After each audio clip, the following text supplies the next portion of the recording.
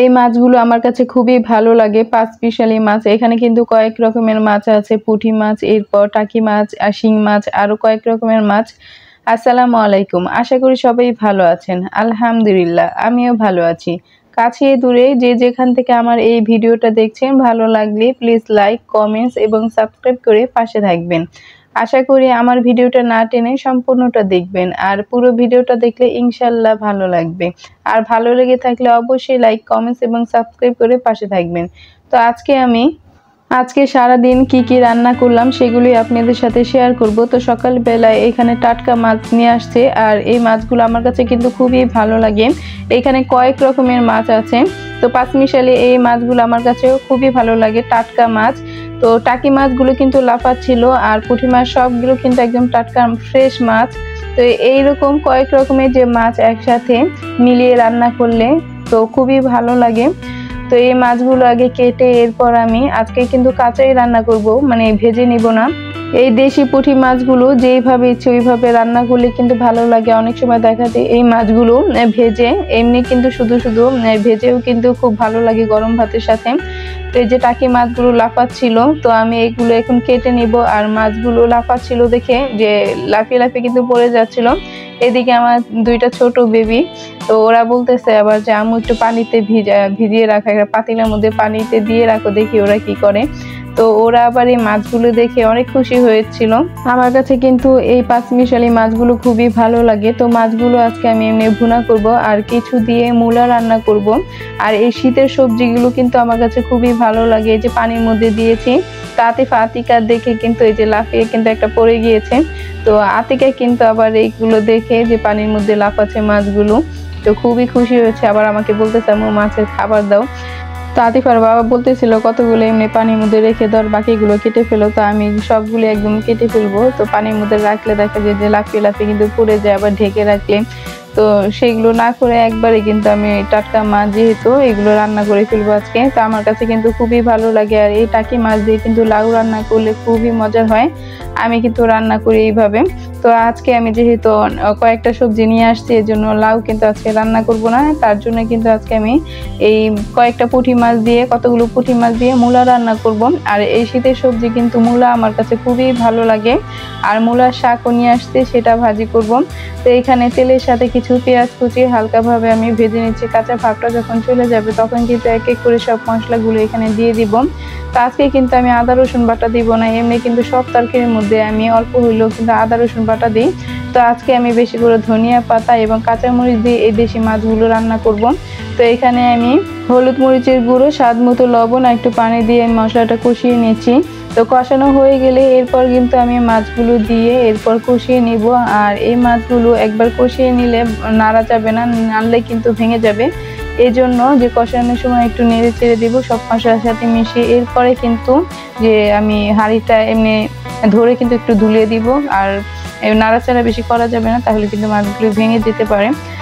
তো এইভাবে কিন্তু এই মাছগুলো রান্না করলে খুবই ভালো লাগে। এই যে মাছগুলো দিয়ে সব মশলার সাথে কিন্তু একদম মিশিয়ে দিচ্ছি, আর ঢেকে আমি একটু কষিয়ে নিব। এরপর পরিমাণ মতো পানি দিয়ে দিব। আর তেমন একটা ঝোল হবে না, অল্প একটু ঝোল হবে, যে ভুনা ভুনা যে টাইপের সেই এই ঝোলটাই হবে। তো এই যে মাছগুলো আমি একদম নেড়ে চেড়ে মশলার সাথে মিশিয়ে দিয়েছি। এখন পরিমাণ মতো পানি দিয়ে দিব একটু কষিয়ে। আর এখন যেহেতু শীতের সময় কিন্তু যে কোনো সবজি কিংবা মাছ যেটাই রান্না করি, তো বেশি করে ধনিয়া পাতা কুচি দিয়ে কিন্তু রান্না করি। খুবই একটা ভালো লাগে, যে ধনিয়া পাতার কুচি যে একটা ঘ্রাণ, সেটা কিন্তু অসাধারণ, আমার কাছে অনেক ভালো লাগে। তো এই মাছগুলো কষিয়ে এরপর পরিমাণ মতো পানি দিয়ে দিব। এরপর কিন্তু ঢেকে রান্না করে নিব। যখন মাছগুলো সিদ্ধ হয়ে যাবে প্রায়, তখন কিন্তু ধনিয়া পাতা কুচি আর কিছু কাঁচামরিচ দিয়ে দিব। এই যে পানিটা দিয়ে দিলাম। তো এই মাছগুলো কিন্তু আমার কাছে খুবই ভালো লাগে এইভাবে রান্না করলে। তো এই মাছ অনেকভাবেই রান্না করা যায়। তো আজকে কিন্তু এইগুলো আমি ভেজে নিয়ে নিই, এমনি কিন্তু রান্না করলাম। অনেক সময় দেখা যায় যে যেই মাছই হোক ছোট বড় সবগুলো আমি ভেজে এরপর কিন্তু ভুনা করি। তো আজকে কিন্তু কাঁচাই রান্না করলাম, আজকে আমি কোনো ভাজি নেই মাছগুলো।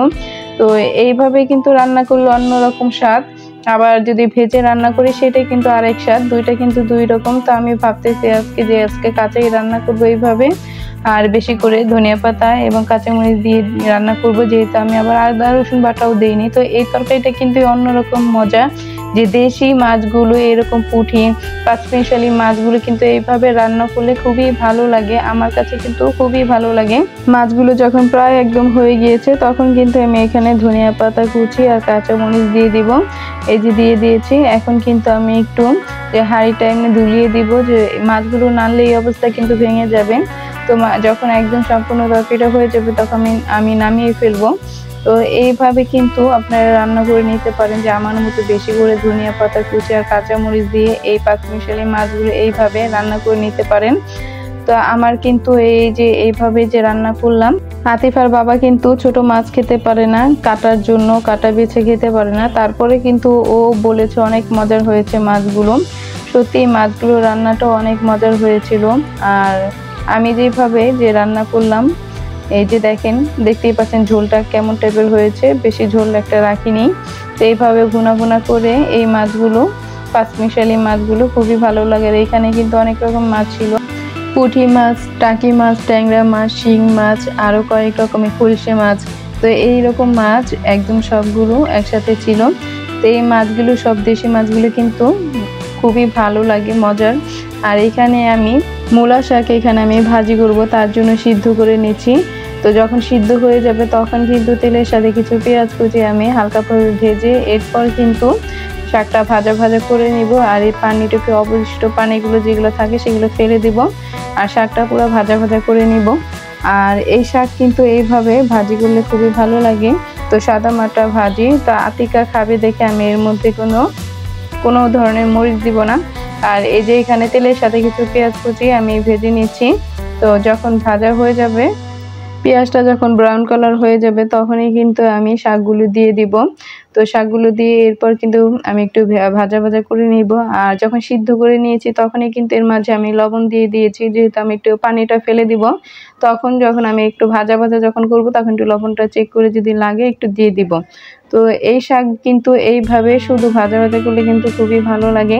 তো যেহেতু আতিকা খাবে এই জন্য মরিচ দিচ্ছি না, না হলে এর মধ্যে কিন্তু একটু শুকনা মরিচ, কয়েকটা শুকনা মরিচ কিন্তু ভেঙে দিলে কিন্তু আরো ভালো লাগে এই শাকগুলো। তো মূলা শাক কিন্তু আমার কাছে খুবই ভালো লাগে। তো আতিফা এরপর কিন্তু আতিকা খুব মজা করে খায়। আতিকা কিন্তু আবার লাল শাকটা খুব পছন্দ করে। তো ওই কিন্তু লাল শাকটা দিয়ে কিন্তু অনেক মজা করে ভাত খায়। তো আমি কিন্তু যে খাবারের তালিকায় প্রতিদিন কোনো না কোনো শাক রাখার চেষ্টা করি। তো এক এক দিন কিন্তু এক এক শাক খেলে ভালো হয়, প্রতিদিন দেখা যায় এক শাক খেলে কিন্তু একদম একঘেয়েমি এসে পড়ে, শাকের প্রতি আবার তেমন একটা ভালো লাগা থাকবে না। এর জন্য কিন্তু শাকটা একটু চেঞ্জ করে খাই। এই জন্য কিন্তু বাচ্চারাও শাক খুব পছন্দ করে। আর এই যে এখানে আমি যে মূলা শাক নিয়ে আসছি তার মধ্যেই কিন্তু বড় বড় মূলা ছিল, সেই মূলাগুলো আজকে রান্না করব আর শাকগুলো ভাজি করলাম। আর তার জন্য কিন্তু মূলাগুলো এইভাবে কেটে আমি সিদ্ধ করে নিয়েছি পানিটা ফেলে।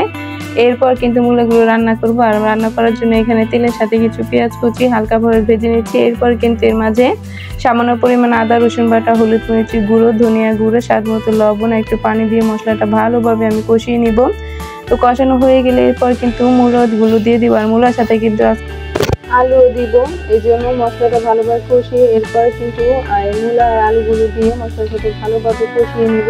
আর এখান থেকে কিন্তু কিছু পুঁটি মাছ রেখেছি, তো পুঁটি মাছ দিয়ে আজকে এই মূলাগুলো রান্না করব। তো যখন মূলা আর আলুটা কষানো হয়ে যাবে, তো কষানোর পানি দেওয়ার আগে কিন্তু মাছগুলো দিয়ে আর একটু কষিয়ে এরপর আমি পানিটা দিয়ে দিব। তো এইভাবে কিন্তু মূলা রান্না করলে খুবই ভালো লাগে, আমার কিন্তু খুবই ভালো লাগে। শীতের সময় শীতের সবজি শিম, এরপর ফুলকপি, মূলা, এগুলো কিন্তু আমি খুবই পছন্দ করি। তো যতদিন দেখা যায় শীত থাকে তখন দেখা যায় যে একদিন দুদিন পর পরে কিন্তু এই মূলা, এরপর শিম, ফুলকপি এগুলো রান্না করা হয়। তো শীতের সবজি কিন্তু শীতের মধ্যে, শীত ছাড়াও কিন্তু এই সবজি এখন সবসময় পাওয়া যায়। তারপরে কিন্তু শীতের মধ্যে কিন্তু এইগুলো ভালোই লাগে, অন্যরকম একটা মজার। কারণ সিজনেবল সবজি কিন্তু সিজনের মধ্যেই ভালো লাগে। তো এই শীতের মধ্যে কিন্তু আমি এইগুলো বেশি খাই। আর যখন নাকি এমনি শীত চলে যায় সিজনেবল ছাড়া কিন্তু তখন আমি একটু কম খাই, এগুলো তেমন একটা ভালো লাগে না। তো মাঝে মধ্যে খাই, কিন্তু এই শীতের সময় কিন্তু বেশি পছন্দ করি। এই যে মশলা একদম দিয়ে সবকিছু দিয়ে এরপর আমি কষিয়ে নিচ্ছি। তো কষানো হয়ে গেলে এরপর কিন্তু আমি মাছগুলো দিয়ে আর একটু কষিয়ে এরপর কিন্তু পানিটা দিয়ে দিব। আর এই তরকারির মধ্যে কিন্তু আমি একটু ঝোল রাখবো।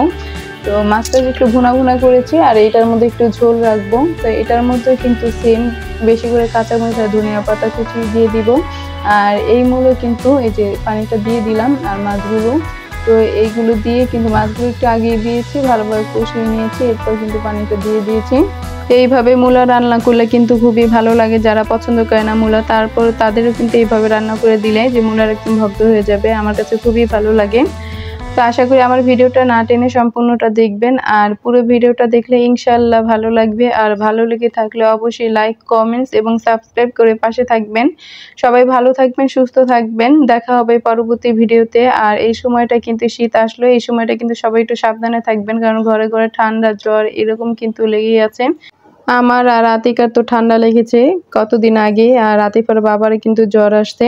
তো সবাই যাদের বাচ্চা আছে ছোট, তো বাচ্চাদের সাবধানে রাখবেন। সবাই ভালো থাকবেন, সুস্থ থাকবেন, 5 ওয়াক্ত নামাজ পড়বেন। দেখা হবে পরবর্তী ভিডিওতে। আল্লাহ হাফেজ।